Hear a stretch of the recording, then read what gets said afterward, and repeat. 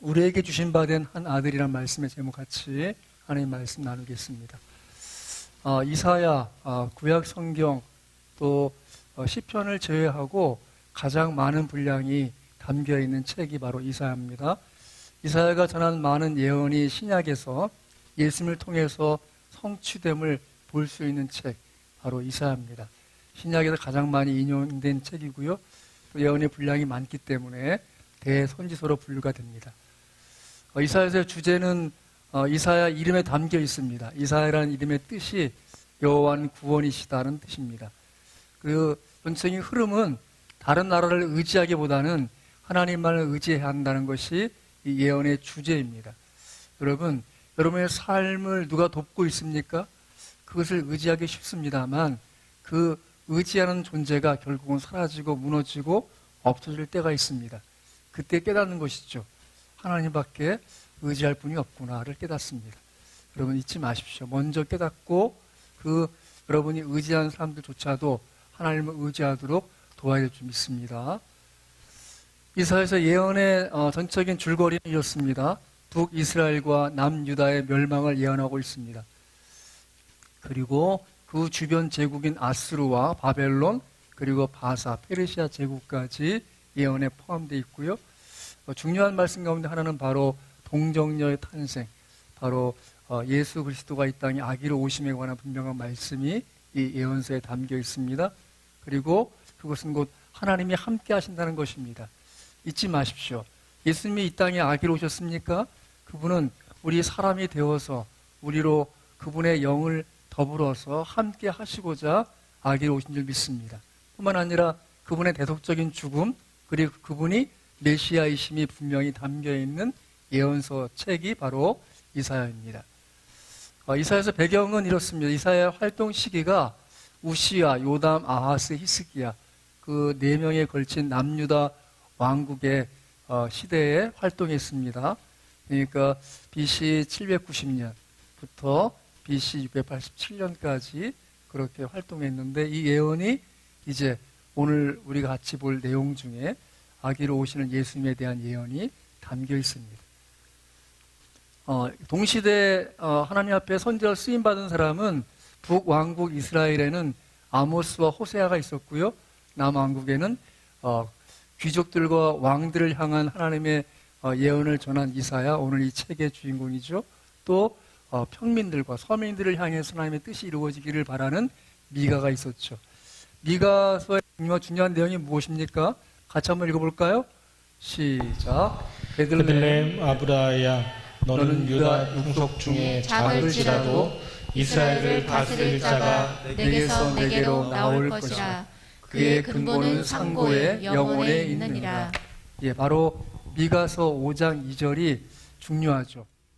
왜냐하면 그 베들레헴에서 바로 예수님이 오신다는 그 예언이 담겨 있고 또 그렇게 동방박사가 이스라엘 땅을 별을 따라서 내려와서 이스라엘의 왕으로 나신 이가 어디 있느냐라고 물었을 때 그 당시에 많은 서기관들 또 바리새인들이 알았어요. 바로 베들레헴일 것이다.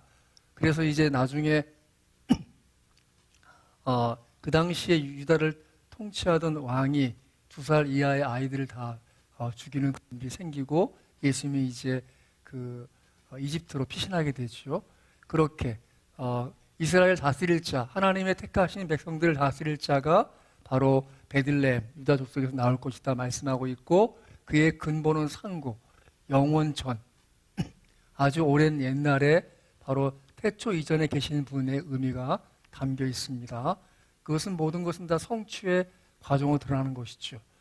이사야서의 주요 내용은 1장 39장까지는 이스라엘과 열방을 향한 심판과 비난의 메시지를 보여주고 40장부터 66장까지는 용서와 구원, 이스라엘의 회복 메시지를 담고 있습니다.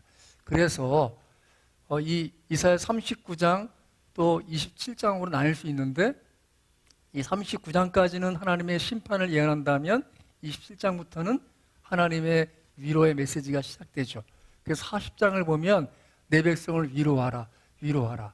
바로 위로의 주 예수 그리스도의 오심을 볼 수 있고 그것이 결국 신약 성경과 맞닿아 있기 때문에 이것이 이제 성경 전체, 구약은 39권, 신약은 27권인 것처럼 마치 이사야서는 신약의 신구약 성경의 축소판처럼 볼 수 있다는 것이죠. 자, 이사야서 주요 내용 가운데 가장 핵심적인 말씀은 바로 이사야서 53장 5, 6절입니다. 같이 한번 천천히 읽겠습니다. 시작. 그가 찔림은 우리의 허물 때문이요 그가 상함은 우리의 죄악 때문이라. 그가 징계를 받음으로 우리는 평화를 누리고 그가 채찍에 맞음으로 우리는 나음을 받았도다. 우리는 다 양 같아서 그릇 행하여 각기 제 길로 갔거늘 여호와께서는 우리 모두의 죄악을 그에게 담당시키셨도다. 바로 아들 예수께서 이 땅에 오셔서 하신 가장 중요한 일, 그것은 우리의 죄의 짐을 짊어지신 것입니다. 그분은 우리로 죄의 값을 치르지 않고 하나님과 아름다운 아버지와 자녀의 관계로 회복시키기 위해서 이 땅에 한 아기로 오셨고 결국 고난받는 종이 되어서 이 땅을 사셨음이 가장 명확하게 보여주는 말씀이 이사야서 53장 5, 6절 말씀입니다.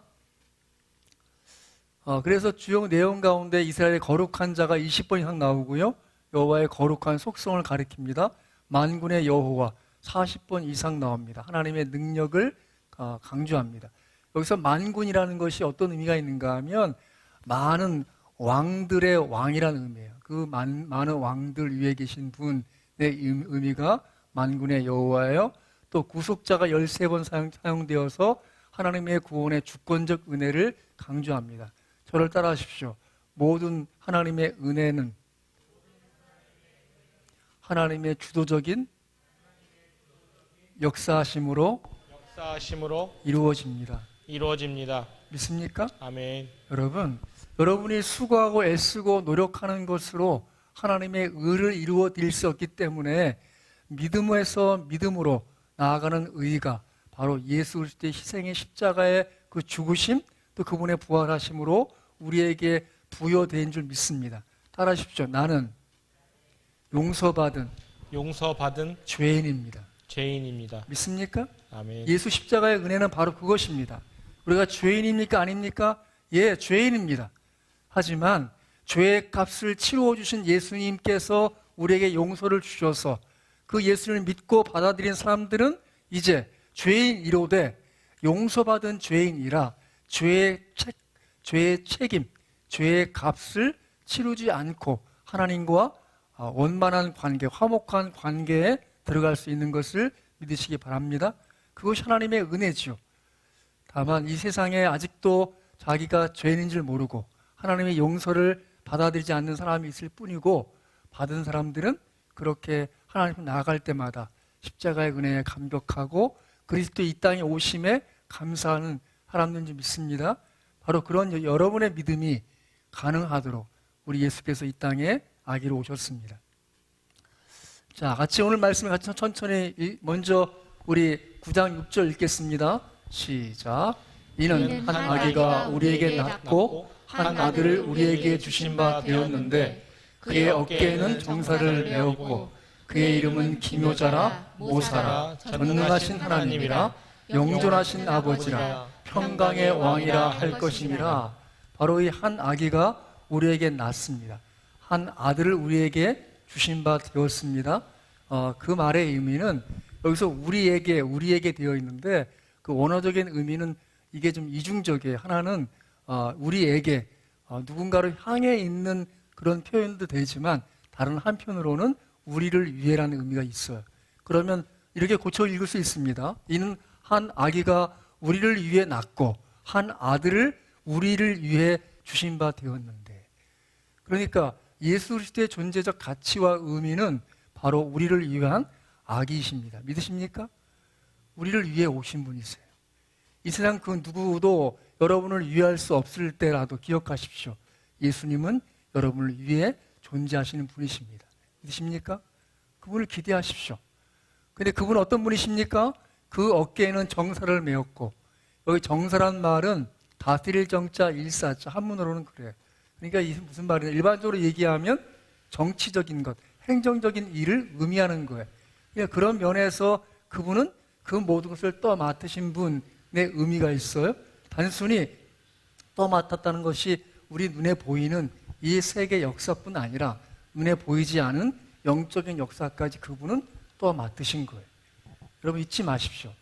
우리는 눈에 보이는 것을 위해 사는 사람들이 아니고 눈에 보이지 아니하신 하나님의 그 시선을 의식하며 사는 사람들이 믿습니다.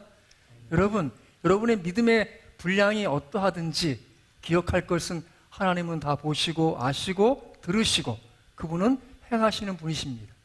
우리가 미처 감지하지 못할지라도 그분은 그분의 뜻을 위해 지금도 진행, 실행해 나가시는 분이신 줄 믿습니다.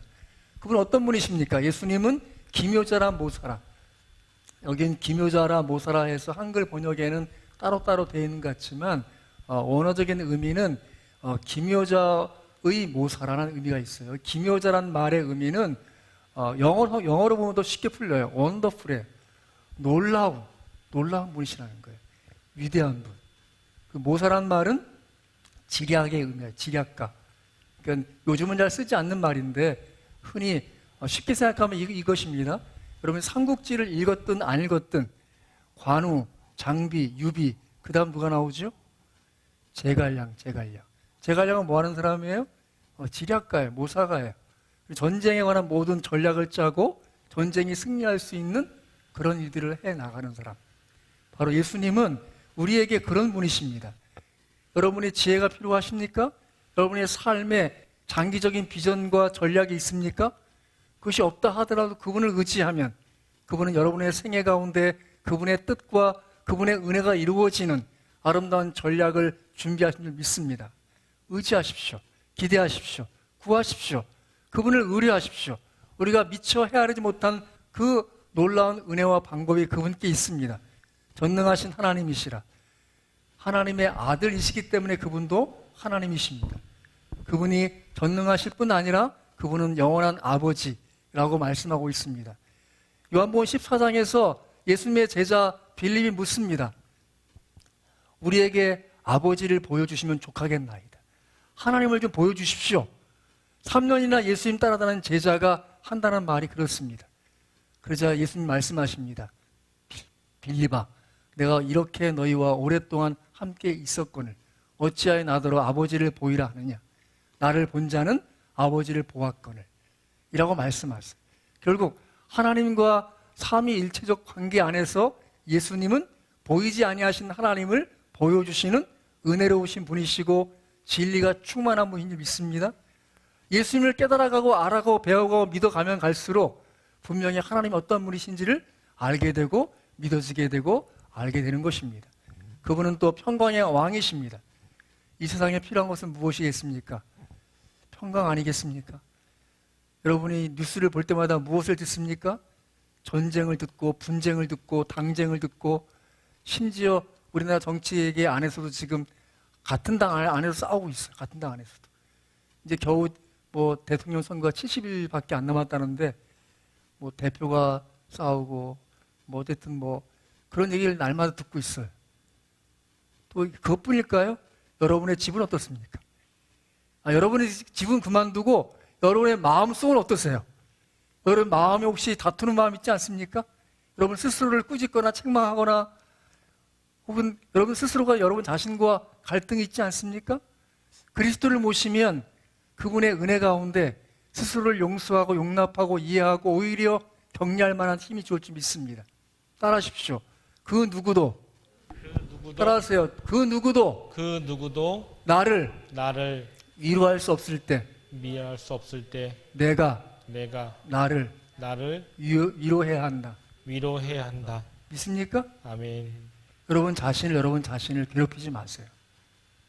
여러분 자신이 괴롭히는 여러분 자신은 그리스도가 대신하여 죽으신 바로 귀한 존재예요. 아멘. 여러분 자신을 스스로를 괴롭히지 마세요. 주님의 뜻이 아니에요. 그럴 일이 생기면 오히려 회개하세요. 나보다 더 크고 위대하신 분, 내 인생 전체를 보고 알고 계신 그분이 내가 책망하고 내가 다투고자 하는 내 자신을 위하여 죽으신 분이십니다. 그분이 나에게 말씀하시는 거예요. 내가 그 아이를 위해 죽었다. 이건 사실은 제 얘기예요, 제 얘기. 저는 말 더듬이 심했습니다. 저는 고등학교 3학년 때 선생님이 나와서 발표하라. 그래서 이제 앞자리 나갔는데 갑자기 말이 안 나오는 거예요. 뭐 늘 발표를 잘 못했으니까 제 속에서 저한테 똑바로 해. 지금 뭐 하는 거야? 창피하게 빨리 말해. 저 자신한테 그랬어요. 근데 목이 막혀서 말이 안 나오는 거예요. 친구들이 조용히 다, 그 당시 저희 반에 60명이었는데 한 반에 다 조용히 기다리고 있다가 한 30여 초 지났는데 애들이 막 웃는 거예요. 선생님이 조용히 안 해! 빨리 해! 근데도 저는 계속 제 안에 저를 괴롭히고 혼내고 꾸짖고 심지어 저를 꺼내서 때려주고 싶더라고요. 들어가!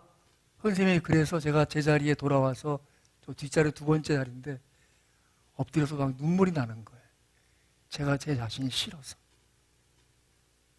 제가 예수님 만나고 계속 말 더듬이 있었어요. 친구들이 저한테 얘기했어요. 너 이렇게 말을 버벅거리냐? 제가 화를 냈어요. 내가 언제? 저는 저 자신을 감추는 그런 사람이었어요. 근데 어느 날 기도하는데 제가 왜 그런지를 예수님이 보여주셨어요. 제 어린 시절을 보여주시고 제가 그 자신을 너무 불쌍하게 생각하고 있을 때 예수님이 제 마음에 그런 말을 주셨어요. 내가 이 아이를 위해서 죽었다. 제가 그 아이를 뭐라고 할 수 없겠더라고요.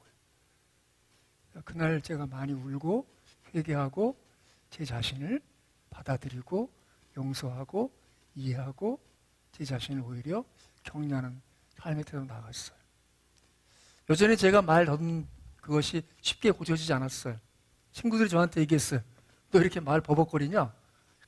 그지? 나 말 많이 버벅거리지.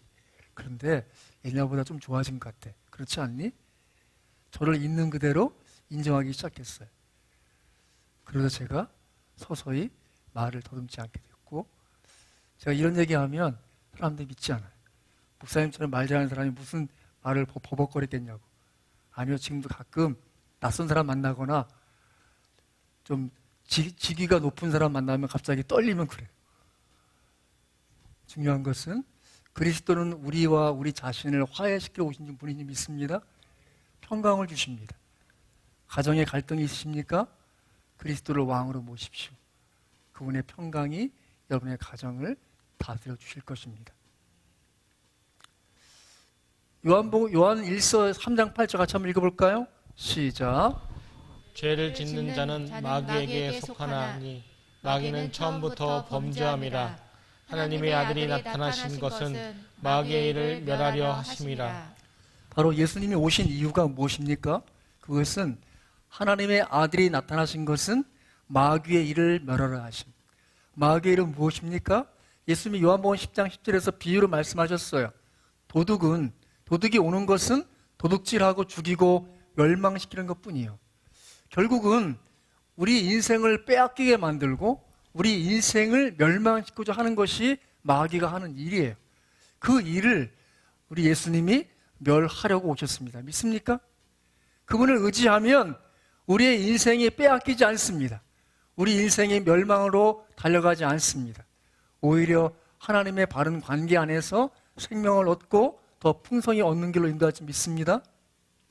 사도행전 10장 38절 같이 한번 읽어볼까요? 시작. 하나님이 나타나는 예수에게 성령과 능력을 기름 붓듯 하셨으며 그가 두루 다니시며 선한 일을 행하시고 마귀에게 눌린 모든 사람을 고치셨으니. 하나님이 함께 하셨습니다. 따라하십시다. 마귀에게 눌린 모든 사람을 고치셨으니. 믿습니까? 아멘. 예수를 믿으면 마귀에 눌려있던 모든 것이 떠나가고 하나님이 사랑하는 나 자신이 되게 하십니다. 믿습니까? 여러분은 여러분 스스로만으로도 정말 귀하고 아름다운 존재예요. 여러분 이 예배를 왜 드리십니까? 하나님 말씀을 왜 듣습니까? 왜 믿음으로 살고자 하십니까? 제가 정리하면 딱 한 가지입니다. 저를 따라하십시오. 후회하지 않을 인생을 살고자 예배합니다. 말씀을 듣습니다. 믿습니까? 더 이상 후회하지 않는 인생을 하나님이 예배해 두시고 우리를 인도해 주시는 거예요. 마귀는 뭐합니까? 우리 생애로 눌리게 만들어요. 우리가 되지 못하도록. 우리가 망가지고 무너지고 결국은 빼앗기고 결국은 죽음으로 나아가서 이 세상에 있으나 마나한 존재, 의미 없는 존재가 되게 만드는 일이 마귀가 하는 일이에요. 그런데 심지어 그 마귀의 생각을 받아들여서 그렇게 스스로를 평가하는 사람도 있어요. 내가 의미 없는 존재가 아닐까? 내가 뭐하고 있나 말이지. 그렇게. 여러분 그 생각과 싸우십시오. 그 생각을 이겨내십시오. 그리스도는 여러분이 여러분들에게 하시려고 십자가에 못 박혀 죽으실 뿐 아니라 부활해 주셔서 함께 해주심으로 마귀에게 눌린 모든 사람을 고친 줄 믿습니다. 믿으십시오. 따라하십시다. 예수님, 제가 아직도 마귀에게 눌린 것이 있다면 마귀에게 눌린 것이 있다면 고쳐 주옵소서. 고쳐 주옵소서. 하나님, 2022년 마귀에게 눌린 모든 것이 고쳐지게 역사해 주옵소서. 믿습니까? 아멘. 구하십시오. 그분이 행하십니다. 예수님 말씀하십니다. 내가 온 것은 양으로 생명을 얻게 하고 더 풍성히 얻게 하려 하는 것이라. 그분이 나를 찾아오시고 내 생애 속에 그 이름을 들려주셨을 때는 그분이 하실 일이 있기 때문입니다. 따라하십시다. 예수님께서 내가 아는 이름이 되신 것은 내 인생에 그분이 하실 일이 있기 때문입니다. 믿습니까? 아멘. 기대하십시오. 그분은 양으로 생명을 얻게 하고 더 풍성히 얻게 하고자 우리에게 오신 줄 믿습니다. 왜 나를 찾아오시고 내 귀에 그 이름이 들렸습니까? 나는 그분의 존재에 왜 궁금해하고 관심을 갖고 있습니까? 예, 그분이 내 인생에, 내 가정에 행할 일이 있기 때문입니다. 그것을 믿으십시오. 그래서 이사야서 9장 7절 말씀 같이 천천히 읽을까요? 시작. 그 정사와 평강의 더함이 무궁하며 또 다윗 왕자와 그의 나라에 군림하여 그 나라를 굳게 세우고 지금 이후로 영원히 정의와 공의로 그것을 보존하실 것이라. 만군의 여호와 열심히 이를 이루시리라. 성경의 주제는 하나님의 나라입니다. 하나님이 나라는 것은, 하나님의 나라라는 의미는 하나님이 통치하시는 영토가 있어요. 그것은 어디입니까? 믿는 사람의 마음에, 믿는 사람의 심령, 믿는 사람의 존재, 믿는 사람의 그 인생과 가정, 믿는 사람의 공동체, 거기를 우리 주님은 지금도 다스리십니다. 뿐만 아니라 그 나라가 영원히, 지금 이후 영원히, 지금 이후로 영원히. 따라하십시다. 지금 이후로 영원히. 지금 이후로 영원히. 늘 기억하십시오. 그분은 지금 이후로 영원히 우리의 생애를 다스려 나가기를 원하십니다. 성취하실 일이 있습니다. 그래서 말씀하시기를 만군의 여호와 열심히 이를 이루시리라. 내가 수고하고 애써서 이루어지는 것이 아니라 그분이 이루신다는 것입니다. 그분이 이루시기 위해서 당신의 아들 예수 그리스도 이 땅에 한 아기로 보내신 것, 그것이 바로 성탄절이고 그분이 이 땅에 오신 아름다운 이유입니다. 그분의 열심히 이루기 위해서 오신 것입니다. 브로니 웨어라는 이 호주 출신 사람이 인생을 살다가 내가 이렇게 이 일에 열심히 낼 필요가 있을까, 여행이나 가자 하고 영국에 갔어요. 영국에 가서 이제 여행하다 보니까 이제 생활이 어려워지니까 아르바이트로 요양원에 가서 뭐 한 10일, 뭐 보름 그렇게 일하기 시작했어요. 그런데 요양원에서 노인들을 돌보다 보니까 그분들이 후회하는 것들을 정리하기 시작했어요. 그래서 나온 책이 죽음을 앞둔 사람들이 남긴 후회하는 5가지. 그걸 정리했어요. 여러분 후회하지 않으시면 잘 들으셔요. 첫 번째, 죽기 전에 가장 맞이 후회하는 5가지. 그것은 난 나 자신에게 정직하지 못했고 따라서 내가 살고 싶은 삶을 사는 대신 내 주위 사람들이 원하는 그들에게 보이기 위한 삶을 살았다는 거예요. 여러분 어떠세요? 여러분 지금 누군가에게 보여주기 위해 사는 것 아닙니까? 여러분 자신이 원하는 삶을 살고 있습니까? 그렇지 않다면 여러분 요양원에 가서 후회하게 될 첫 번째 이유예요. 자신에게 정직하지 못하고 그들에게 보이기 위한 삶을 살고 있는 것이죠. 그렇지 않기 바랍니다. 두 번째, 그렇게까지 열심히 일할 필요가 없었다. 대신 가족과 시간을 더 많이 보냈어야 했다. 어느 날 돌아보니 애들은 이미 다 커버렸고 배우자의 관계도 서먹해졌다. 통계적으로 고등학교 다닐 때까지 부모와 함께하는 시간이 73%. 그러니까 인생에서 고등학교 다니기 전까지의 시간이 부모와 가장 많이 오래 있던 시간이요. 그 이후에는 점점 준다는 거예요. 당연하겠죠. 지금이라도 가족들과 함께 시간을 더 많이 보냈어야 했다는 후회를 하지 않기를 바랍니다. 세 번째, 내 감정을 주위에 솔직하게 표현하며 살지 못했다. 내 속에 터놓을 용기가 없어서, 내 속을 터놓을 용기가 순간순간의 감정을 꾹꾹 누르며 살았다. 그렇다고 폭발시키며 살라는 의미가 아니라 자기의 감정을 계속 속이며 살지 말라는 것이죠. 진실되게 순간순간 감정을 교류하며 살길 바라요.